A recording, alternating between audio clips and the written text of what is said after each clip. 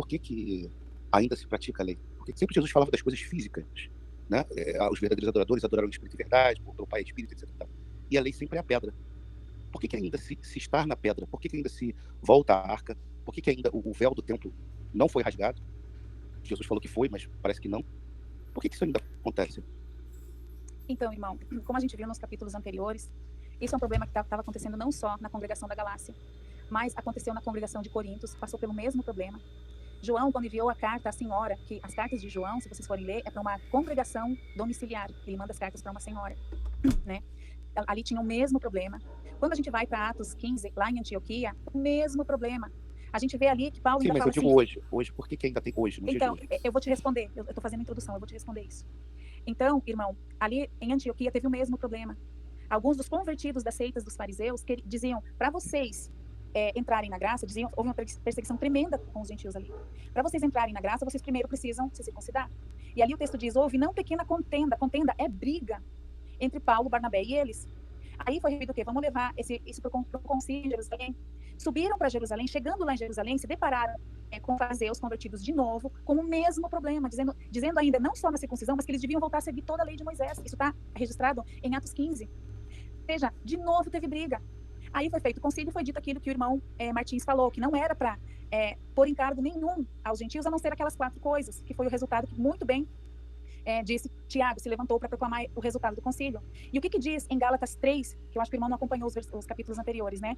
Quando compara ali as alianças, fala que o filho... nós vamos estudar ela hoje aqui. Eu acho que ela vai estar aqui ainda nesse estudo. Fala que assim como o filho da escrava perseguia o filho da livre, assim até os dias de hoje. Esse povo que insiste em colocar fermento na massa, acontece até hoje. Eles ainda não entenderam a questão da graça, irmão, é por isso. A graça, ela é suficiente. A lei não é da graça. Está escrito em Gálatas, capítulo 3. Ora, a lei não é da graça. Pela lei ninguém é justificado. E ainda diz ali que, separados estáis de Cristo, vós que vos justificais pela lei da graça tendes caído. Em Gálatas, capítulo 2, versículos 21, diz, não aniquila a graça de Deus, porque se a justiça provém da lei, segue-se que Cristo morreu em vão. Ou seja, era um problema, irmão, latente ali na comunidade primitiva e perdura até hoje, irmãos, porque o filho da escrava insiste em perseguir o filho da livre. Por isso que Jesus muitas vezes falou, cuidado com o fermento dos fariseus. Isso é uma coisa, irmão, que vai, e eu vou te falar, vai até o último dia. Vai até o último dia essa perseguição. Por isso que em Gálatas...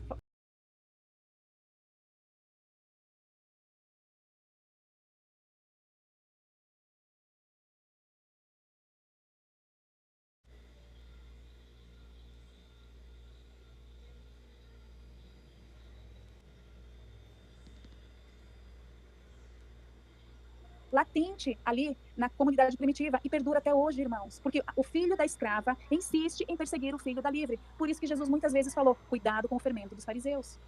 Isso é uma coisa, irmão, que vai, e eu vou te falar, vai até o último dia. Vai até o último dia essa perseguição. Por isso que em Gálatas 2 fala que esses falsos irmãos entraram para expiar a nossa liberdade que nós temos em Cristo. Porque a lei da liberdade outorgada por Cristo, ela não tem essas não faças, não comas, não toques, não manuseies, como tem uma parte nas escrituras que fala sobre isso também. Nós somos os filhos da livre. Só que tem algumas pessoas que não entenderam isso. Não entenderam essa questão da abolição da lei e da implementação da nova aliança, conforme muito bem registrado em Jeremias 31, do 31 ao 33. Ali o que Deus diz? Mas vem dias, diz o Senhor, em que farei uma nova aliança com a casa de Israel e com a casa de Judá, não conforme aquela que fiz com os seus pais o dia que os tirei do Egito, ou seja, não é igual àquela. Porque mesmo eu os havendo desposado, o que é desposado? Se casado com eles. Desposado é tomar em casamento. Mesmo eu os havendo desposado, invalidaram a minha aliança. Eles quebraram a aliança. E aí o que ele diz?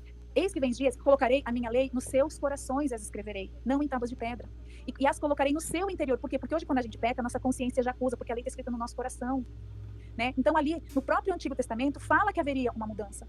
Só que muitas pessoas hoje, irmão, não conseguem entender, assimilar essa mudança, não conseguem entender isso. Mas é difícil a pessoa entender, por mais que se fale, e todo mundo sabe disso, mas quando você está cumprindo os litúrgicos humanos e as leis que foram para os judeus, o templocentrismo, a ceia, etc. E tal. Isso causa um conflito na cabeça dessas pessoas. Nunca elas vão entender. De fato, o sacrifício foi em vão, porque elas estão sacrificando todo domingo, ou sei lá, uma vez por sempre na ceia. Isso causa uma dissonância cognitiva. Sim, a gente sabe, né, irmãos, que tem uma parte nas escrituras que fala que a fé não é para todos. Ela não é de todos. E a gente sabe, irmão, que tem algumas pessoas que segundo está registrado em 2 Tessalonicenses, capítulo 2, versículos 10 e 11, que o próprio Deus envia o espírito do erro para que eles não recebam o amor da verdade para se salvar. Por quê? Ali diz o porquê, porque eles são teimosos. Eles são teimosos. Então, depende muito, irmão, eu penso, conforme esses textos aí, depende da inclinação da pessoa, do coração dela. Se ela realmente quer obedecer o que foi estabelecido. Porque aqui nesse estudo, irmão, não sei se o irmão participou dos estudos anteriores, né?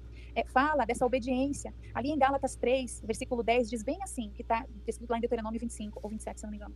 Que aquele que guarda um preceito da lei é obrigado a guardar toda ela, senão é maldito. Né? E está escrito lá, maldito todo aquele que não guardar todas as coisas descritas no livro da lei para segui-las. Né? Então, no contexto aqui de Gálatas 3, que foi o estudo passado, a gente estudou sobre isso. Se você segue um preceito da lei, você é obrigada a seguir toda ela, porque senão tu é maldito, tu é considerado maldito. Só que as pessoas, elas Mas leem... o templo e a ceia não eram da lei? O templo, hoje, se o irmão pegar Hebreus 9, o irmão vai ver qual que é o templo verdadeiro hoje. Anota aí, irmão, Hebreus 9. Ali fala, inclusive, compara o tabernáculo terrestre com o tabernáculo celestial, no qual Jesus Cristo entrou e está face a face de Deus para ser o nosso sumo sacerdote. Por isso que o véu foi rasgado. Né? E sobre a questão da ceia, irmão, Jesus que estabeleceu. Na verdade, é o único ritual que Jesus disse, fazei isso em memória de mim. Ele estabeleceu, no momento que ele levanta e toma o pão e a taça e fala, esta o cálice da nova aliança, do sangue que será derramado por muitos, ele está estabelecendo a aliança dele naquele momento. Mas ali não era uma questão espiritual e não física. Jesus sempre pregava pela questão espiritual. Como é que ele vai pedir para alguém fazer algo físico, sendo que tudo ele falava em espírito? Os verdadeiros adoradores adoraram o espírito em verdade, pois o Pai é espírito, dizia que as igrejas são as pessoas, etc. Então, tudo o tempo Jesus falando do espírito. Como é que nesse momento seria alguma coisa física? Ali, no meu entender, era uma ceia, era o último jantar que ele queria. Era uma coisa física, mas no sentido de não tinha uma coisa ali ligado a Deus, uma questão espiritualista. Era simplesmente uma reunião que eles estavam fazendo ali. Então é um pouco conflitante você entender que Jesus falava do físico e naquele momento do espiritual e naquele momento era físico. Aquilo ali, até porque isso já existia, né? A questão disso aí é muito antes de Jesus, né? Essa ceia, ela é completamente espiritual. A ceia vem de Mitra, né? Essa ceia que Jesus Cristo estabeleceu e que Paulo disse que é pra gente insistir em fazer até que ele venha. Ali está em Coríntios, 1 Então, Coríntios. Exatamente, esse é o ponto. Até que ele venha. Até que ele venha, e ele ainda não veio. Ali, essa ceia que ele estipulou ali é para insistir em fazer até o dia que ele vai voltar, até o dia que ele venha. Né? Mas essa ceia, irmão, não. A Páscoa judaica era dos judeus, que eles matavam um cordeiro, que eles aspergiam o sangue. Mas não é um tipo de sacrifício também? Sim, mas irmão, você entende que agora o Jesus é o próprio sacrifício? Ele se deu como sacrifício. Então, mas já acabou. Na verdade, irmão, essa ceia foi o único ritual que ele pediu pra gente fazer em nome dele. Só um pontinho aqui, irmã, desculpe entrar aqui, tá, assim, dessa forma, desculpe. É que é o seguinte, amigo, a ceia, para nós que somos filhos de Deus, que fazemos parte do corpo de Jesus Cristo, a ceia, o que é a ceia? A ceia é a carne e o sangue de Jesus Cristo. E Jesus Cristo é o pão da vida.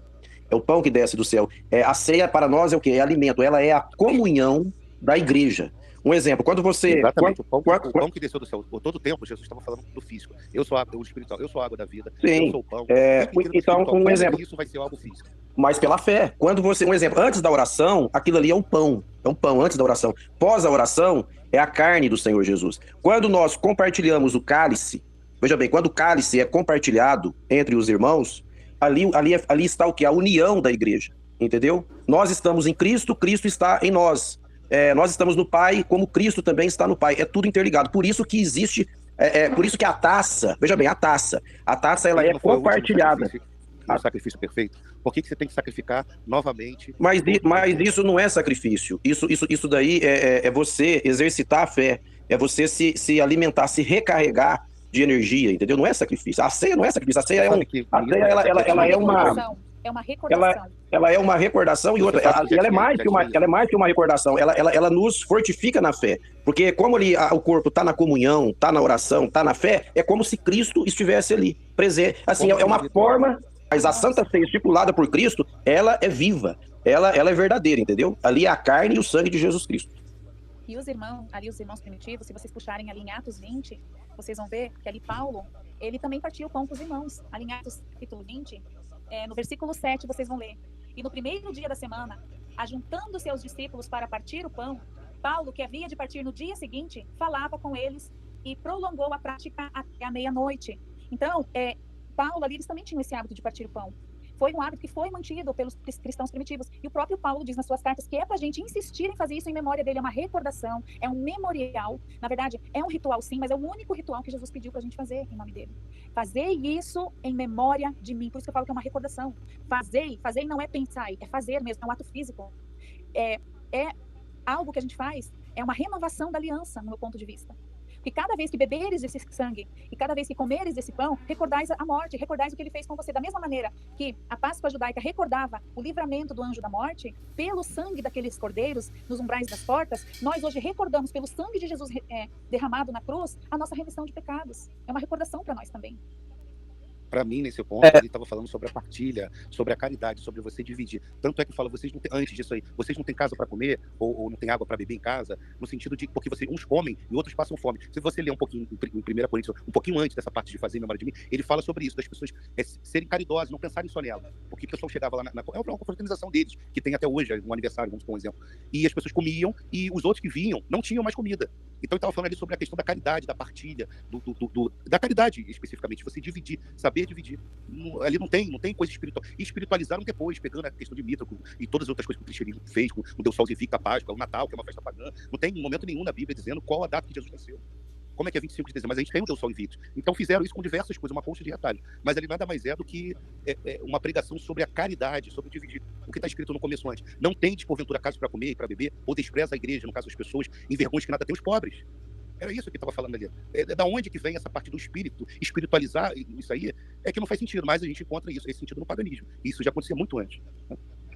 Então, irmão, só que veja o que diz no contexto, na continuação ali. Porque recebi do Senhor o que também vos ensinei ali, e começa a falar da Santa Ceia, né? Porque todas as vezes que comerdes e beberdes esse cálice, anunciais a morte do Senhor até que ele venha. Está em 1 Coríntios, capítulo 11, versículo 26. Portanto, olha aqui a conclusão dessa repreensão que ele faz. Portanto, todas as vezes que comerdes esse pão e beberdes esse cálice, anunciam a morte do Senhor até que ele venha. Aqui para não estar numa questão de partilha, tá? Numa questão realmente de um ritual mesmo. Né? Portanto, qualquer que comer esse pão ou beber esse cálice do Senhor indignamente, será culpado do corpo e do sangue do Senhor. Né? O que ele quis dizer? As pessoas, o que acontecia? Algumas pessoas chegavam depois. As pessoas iam, inclusive ele recomenda que comam em casa primeiro, aqui no contexto aqui. E ainda continua dizendo, por causa disso, porque come e bebe indignamente, por causa entre vós há muitos fracos e doentes. Quer dizer, doente, era uma coisa física. É a pessoa que passava fome, por causa do egoísmo então, de vocês. Irmão, só que deixa eu concluir, irmão. Sim. Posso concluir? É que daí o irmão me tira o raciocínio. Aqui, irmão, quando ele fala... ali, o que acontecia? As pessoas chegavam e comiam antes das outras. Tanto que ele fala, uns comem de se empanturrar e outros se embebedam. E os outros, quando chegam depois, não têm o que comer. Isso é ser indigno. Ou seja, eles se juntavam para partilhar a Santa Ceia, que era um costume. Só o ato aqui em si já demonstra que eles faziam isso, irmão. Que eles tinham essa prática de realmente fazer pois ali você um está ritual. concordando comigo. Tudo ali era uma coisa física. Para as pessoas se alimentarem. Sim, as pessoas... mas não tem nada espiritual ali. Tem. O significado, o simbolismo espiritual, irmão. A gente faz a Santa Ceia recordando o que Cristo fez. Tudo que o vinho representa simbolicamente o sangue dele derramado por nós, e o pão simboliza espiritualmente o corpo dele que foi moído por nós. Então, aí está uma questão de interpretação sua, irmão. A pergunta que eu quero fazer o pão tem que ser asmo e o vinho tem que ser o suco da uva natural mesmo? Irmão Leonardo, o pão ele tem que ser asmo, porque ele não pode ter fermento. O fermento representa justamente o fermento dos fariseus, que Jesus sempre dizia para se acautelar contra eles. Tem que ser o pão puro, sem fermento. Quanto ao vinho, a gente tem duas passagens que mostram que é vinho, que não é suco de fruta. Uma delas é quando as pessoas lá no Pentecostes, né, disseram para eles, vocês têm mosto, vocês estão bêbados, né? Aí eles falaram que não, que era o Espírito Santo, né? Ali então a gente tem um indício de que era vinho mesmo que eles tomavam. E esse próprio relato aqui de 1 Coríntios 11, ali fala, uns bebem até se embriagar, ou seja, não era suco, porque suco não embriaga. Nesse próprio relato de Romanos 11, aqui que a gente leu, dessa questão aqui, fala que uns comiam de se panturrar e os outros bebiam a ponto de ficarem bêbados. Se fosse suco, irmão, não teria como eles ficarem bêbados.